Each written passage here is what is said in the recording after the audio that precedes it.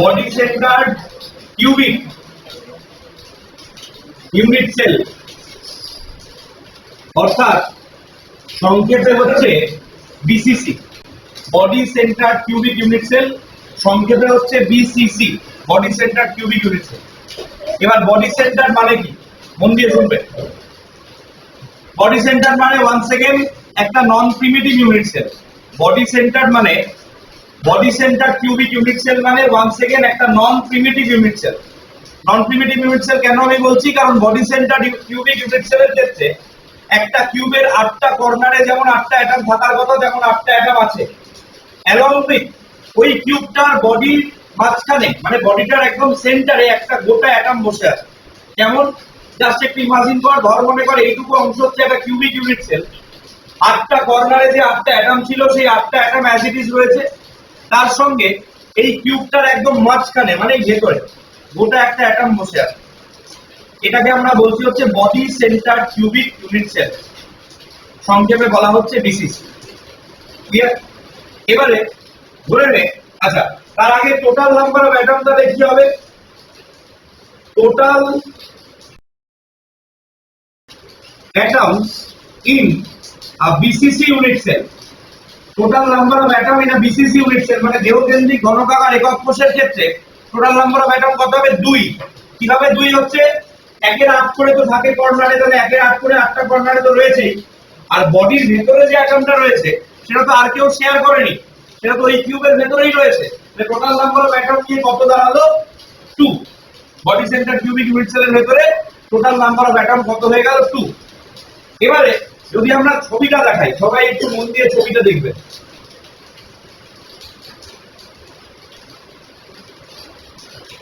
কি করে বিভিন্ন টিচাররা বলছে যে এগুলো এত ডিটেলে না করালে হয়।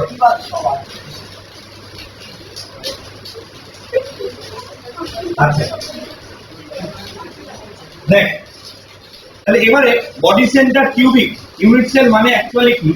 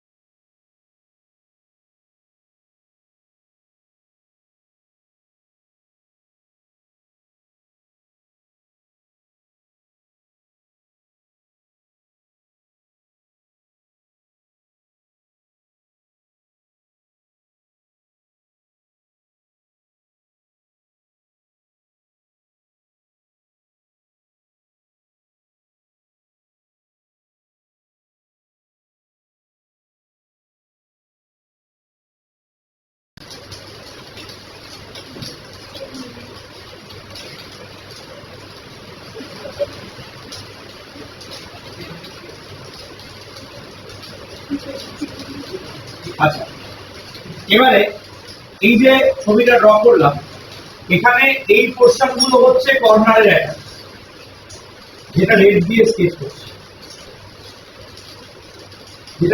স্কেচ করছি, এই all of this atoms R corner atoms.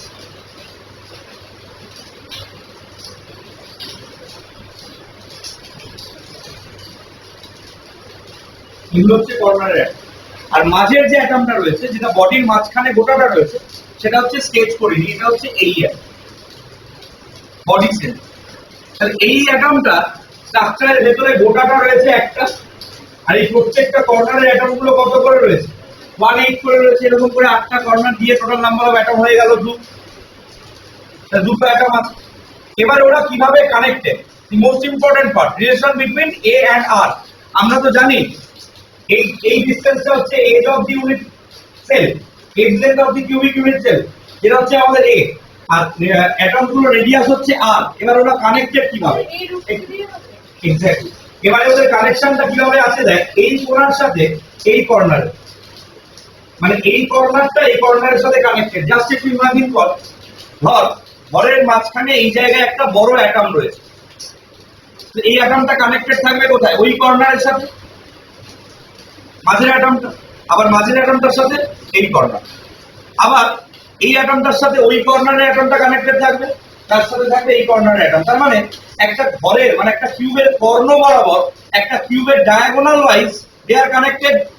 এবার একটা কিউবের ডায়াগোনাল লেন্থ কত? √3 করে দেয়। তাহলে আমাদের অ্যাটমস গুলো কানেক্টেড রয়েছে কিভাবে? অ্যাকচুয়ালি আমাদের অ্যাটমস গুলো কানেক্টেড রয়েছে জাস্ট লাইক দিস।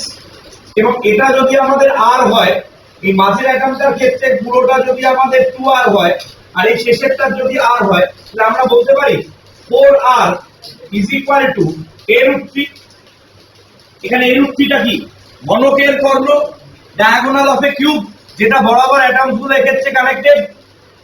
তাহলে আমাদের এখানে a ইজ ইকুয়াল টু কি? a ইজ ইকুয়াল টু হচ্ছে edge length of cubic unit cell, edge length of cubic unit cell, আর r is equal to কি? radius of atom। এইটা important. এইটা হয়ে গেলে বাকিটা আর কিছু নেই। এবারে তোকে কি করতে হবে? Total volume. যারা বাংলায় লিখছে এইটুকু ইংরেজি আশা করি তারা বুঝতে পারবে। টোটাল ভলিউম মানে মোট আয়তন। টোটাল ভলিউম কত? a cube. তাহলে a কিউবের জায়গায় আমি কি বলতে পারি? 4r/√3, তার মানে 64r কিউব ডিভাইডেড বাই 3√3। এটা হয়ে গেল টোটাল ভলিউম। আচ্ছা, অকুপাইড ভলিউম তাহলে কি হবে? এক একটা স্ফেরিক্যাল অ্যাটম কত ভলিউম অকুপাই করে? 4/3πr cube. মানে এক একটা গোলকাকার পরমাণু কতটা আয়তন দখল করে? 4/3πr cube. এবার ইউনিট সেলের ভেতরে কতগুলো অ্যাটম আছে? টোটাল দুটো। তাহলে অকুপাইড ভলিউম কত হলো? 4/3πr cube into 2, that is 8πr cube divided by 3। তাহলে এবারে আমাদের প্যাকিং এফিশিয়েন্সি কত হয়ে গেল? Packing efficiency is equal to কি? Occupied volume divided by total volume. Occupied volume divided by total volume. এবার এই যে occupied volume divided by total volume, এটা আমাদের অ্যাকচুয়ালি তাহলে কত হচ্ছে? অকুপাইড ভলিউম হচ্ছে 8πr কিউব ডিভাইডেড বাই 3, আর টোটাল ভলিউম হচ্ছে 64r কিউব ডিভাইডেড বাই 3√3। এইটা তাহলে আলটিমেটলি কত দিয়ে দাঁড়ালো? 0.6798, দ্যাট ইজ 67.98%। তাহলে ভয়েড স্পেস কতটা হবে? ভয়েড স্পেস কতটা হবে? 100 মাইনাস 67.98, দ্যাট ইজ 32.02%। তার মানে একটা বিসিসি ইউনিট সেলের ক্ষেত্রে 67.98% জায়গা প্যাক থাকে আর 32.02% জায়গা ফাঁকা থাকে, আনঅকুপাইড থাকে। তাহলে প্যাকিং এফিশিয়েন্সি কত? 67.98। বুঝা গেল? ঠিক আছে।